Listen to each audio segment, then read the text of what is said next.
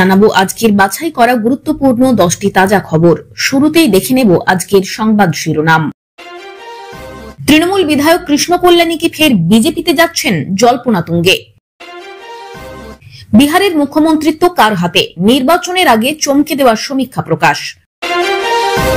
শ্রমিক দিলীপ আঁতাত নয়া জল্পনা বিজেপিতে। 32,000 শিক্ষক নিয়োগ নিয়ে গুরুত্বপূর্ণ পদক্ষেপ, চাকরি ফিরে পাচ্ছেন শিক্ষকেরা, জানালো হাইকোর্ট। দলীয় কার্যালয়ে নিজের ছবি না রাখার সিদ্ধান্তে চমক বিজেপির নয়া সভাপতির। কে রাজন না চিনি না, সবার সব কথার উত্তর দিতে হবে, তৃণমূলের বহিষ্কৃত নেত্রীর বক্তব্যে প্রতিক্রিয়া মেয়রের। মুসলিমদের কাছে টানতেই শ্রমিকের আড়াই চাল। এতক্ষণ শুনছিলেন সংবাদ শিরোনাম, এবার আসছি বিস্তারিত খবরে। রায়গঞ্জে তৃণমূল বিধায়ক কৃষ্ণ কল্যাণীকে ঘিরে আবারও রাজনৈতিক গুঞ্জন চরমে। শনিবার সকাল থেকেই সোশ্যাল মিডিয়ায় একটি ফেসবুক প্রোফাইল ছড়িয়ে পড়ে, যেখানে তার নাম ব্যবহার করে পোস্ট করা হয়েছে প্রধানমন্ত্রী নরেন্দ্র মোদী, স্বরাষ্ট্রমন্ত্রী অমিত শাহ এবং বিজেপি সভাপতি জেপি নাড্ডার ছবি। প্রোফাইলের বায়ো অংশে লেখা আমার পরিবার বিজেপি পরিবার, আর এই বার্তা নিয়েই ছড়ায় তীব্র জল্পনা। কৃষ্ণ কল্যাণীর দলবদলের ইতিহাস নতুন নয়। তিনি 2021 সালের বিধানসভা নির্বাচনের পর বিজেপি ছেড়ে ফের তৃণমূলে ফিরে এসেছিলেন। এবার ফেসবুক পোস্ট ঘিরে প্রশ্ন উঠেছে, আবার কি দলবদল করছেন বিধায়ক? কৃষ্ণ কল্যাণীর দাবি ষড়যন্ত্র, ভুয়ো প্রোফাইল। সাংবাদিকদের মুখোমুখি হয়ে কৃষ্ণ কল্যাণী স্পষ্ট জানান, আমার নামে ফেক প্রোফাইল খুলে বিজেপি আমার ভাবমূর্তি নষ্ট করতে চাইছে। এটি সম্পূর্ণ মিথ্যা এবং রাজনৈতিক ষড়যন্ত্র। তিনি আরো বলেন, প্রোফাইলটি নজরে আসতেই তিনি রায়গঞ্জ পুলিশ সুপার এবং সাইবার ক্রাইম থানায় অভিযোগ দায়ের করেছেন। তবে বিজেপির তরফে তৃণমূলেই দোষারোপ করা হয়েছে। স্থানীয় বিজেপি নেতাদের দাবি, কিছুদিন আগেই কৃষ্ণ কল্যাণী রায়গঞ্জ পুরসভার কাজ নিয়ে অসন্তোষ প্রকাশ করেছিলেন। সেই থেকেই তৃণমূলের অভ্যন্তরে গোষ্ঠীদ্বন্দ্ব চরমে। এই ফেক প্রোফাইলের নেপথ্যে তৃণমূলেরই অভ্যন্তরীণ রাজনৈতিক কোন্দল রয়েছে। বাম ও কংগ্রেস শিবিরও বিধায়ককে কটাক্ষ করতে ছাড়েনি। তাদের মতে, বিজেপির বিধায়ক হয়েও কৃষ্ণ কল্যাণী তৃণমূলে যোগ দিয়েছিলেন। এখন আবার যদি বিজেপিতে ফেরেন, তাতে আমাদের কিছু এসে যায় না। বাম কংগ্রেসের বক্তব্য, এই ধরনের ঘন ঘন দলবদল রাজনীতির বিশ্বাসযোগ্যতা ক্ষুণ্ণ করছে। 2021 সালের বিধানসভা নির্বাচনে কৃষ্ণ কল্যাণী বিজেপির টিকিটে জয়ী হন। তবে নির্বাচনের কিছুদিন পরেই বিজেপি ছেড়ে তিনি তৃণমূলে যোগ দেন। এই দলবদলের সিদ্ধান্ত তখনও রাজ্য রাজনীতিতে আলোড়ন তুলেছিল। তার বিরুদ্ধে তৃণমূলের একটি অংশ বরাবরই অসন্তুষ্ট ছিল বলে সূত্রের খবর। সেই অসন্তোষ থেকেই নতুন করে ষড়যন্ত্র, নাকি সত্যিই বিজেপিতে ফেরার ইঙ্গিত? তৃণমূল বিধায়ক কৃষ্ণ কল্যাণীর নামে ছড়ানো ফেসবুক প্রোফাইল ঘিরে রাজনৈতিক চাপানুতোর তুঙ্গে। আগামী দিনে সত্যতা কিভাবে সামনে আসে, সেটাই এখন দেখার। আসন্ন বিহার বিধানসভা নির্বাচনের আগে সি ভোটারের এক সমীক্ষা অনুযায়ী মুখ্যমন্ত্রী পদপ্রার্থী হিসেবে তেজস্বী যাদব 35% মানুষের পছন্দের শীর্ষে রয়েছেন। এই সমীক্ষা বর্তমান মুখ্যমন্ত্রী নীতিশ কুমারের জন্য উদ্বেগের কারণ হতে পারে, কারণ তার জনপ্রিয়তা 17% দাঁড়িয়েছে, যা তেজস্বী যাদব এবং প্রশান্ত কিশোর উভয়ের চেয়ে পিছিয়ে। আর এই ফলাফল ইঙ্গিত দিচ্ছে যে নীতিশ কুমারের জন্য এবার মুখ্যমন্ত্রিত্ব ধরে রাখা বেশ চ্যালেঞ্জিং হতে পারে। সমীক্ষায় অন্যান্য নেতাদের মধ্যে কেন্দ্রীয় মন্ত্রী চিরাগ পাসওয়ানকে 10% মানুষ মুখ্যমন্ত্রী হিসেবে দেখতে চান। অন্যদিকে বর্তমান উপমুখ্যমন্ত্রী সম্রাট চৌধুরীর জনপ্রিয়তা এপ্রিল মাসের 13% থেকে কমে জুন মাসের 10% এসে দাঁড়িয়েছে। যদিও সমীক্ষার ফলাফল চূড়ান্ত নয়, তবে এটি নির্বাচনের আগে একটি প্রাথমিক ধারণা দিচ্ছে। ভোট বাক্স খোলার পরেই বিহারের ক্ষমতার নিয়ন্ত্রণ কার হাতে যাচ্ছে তা স্পষ্ট হবে।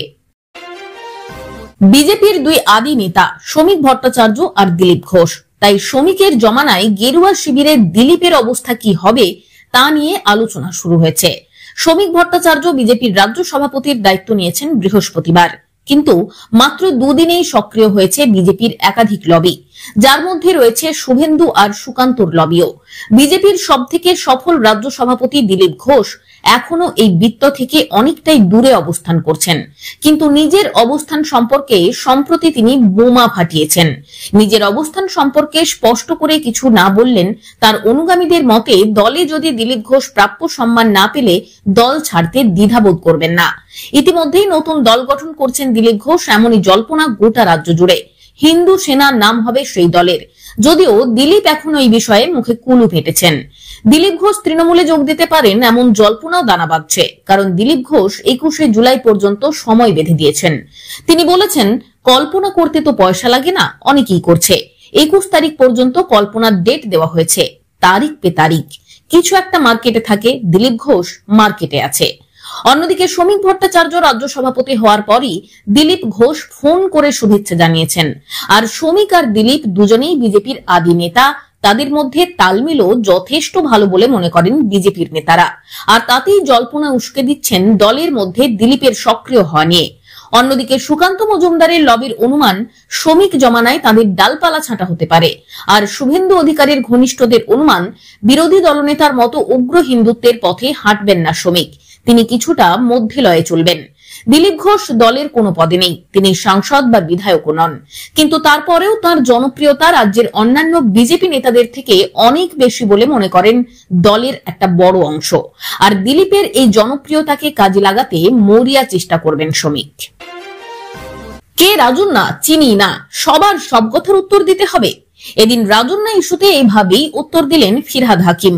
মনোজিৎ কাণ্ডে এমনিতেই বিতর্কের শাসক দল, এর মধ্যে দলের অস্বস্তি বাড়িয়ে মুখ খুলেছেন রাজন্যা হালদার।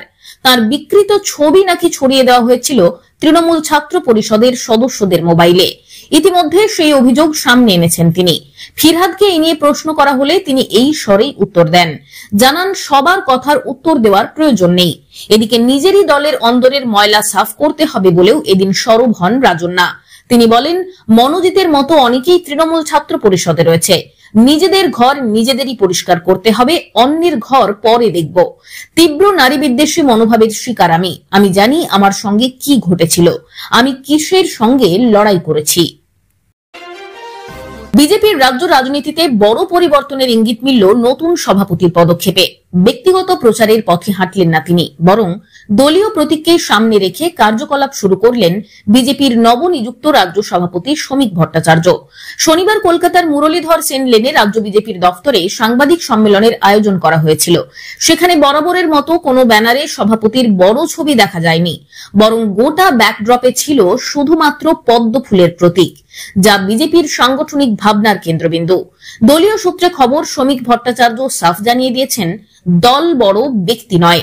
তার কথায়, আমার মুখ নয়, দলের প্রতীকী মুখ হোক। তাই সাংবাদিক সম্মেলন হোক বা কোনো দলীয় পোস্টার, সেখানে শ্রমিকের ছবি ব্যবহার না করার সিদ্ধান্ত নিয়েছেন তিনি। আর এই সিদ্ধান্তের মাধ্যমে দলের প্রতি তার নিষ্ঠা ও সংগঠনের অগ্রাধিকারের বার্তা দিয়েছেন নতুন সভাপতি। শুধু ছবি নয়, কেন্দ্রের দেওয়া নিরাপত্তা রক্ষী গ্রহণ করতেও রাজি হননি শ্রমিক। এমনকি কেন্দ্রীয় নিরাপত্তা বল থেকে প্রস্তাব এলেও তিনি তা বিনয়ের সঙ্গে প্রত্যাখ্যান করেছেন বলে জানা গিয়েছে। সাধারণ কর্মীদের সঙ্গে একাত্ম হতে এবং ভিআইপি কালচারের থেকে নিজেকে দূরে রাখতে চেয়েই এমন সিদ্ধান্ত। আর এই পদক্ষেপকে রাজনৈতিক মহলের একাংশ বলছে, এটি শুধুই প্রতীকী নয়, বরং তৃণমূল স্তরের কর্মীদের মন জয় করারও একটি কৌশল বটে। বিজেপির এক বর্ষিয়ান নেতা বলেন, এই ধরনের বার্তা দলের ভিত মজবুত করতে সাহায্য করে। সাধারণ কর্মীরা মনে করেন তাদের নেতা তাদের মধ্যেই একজন।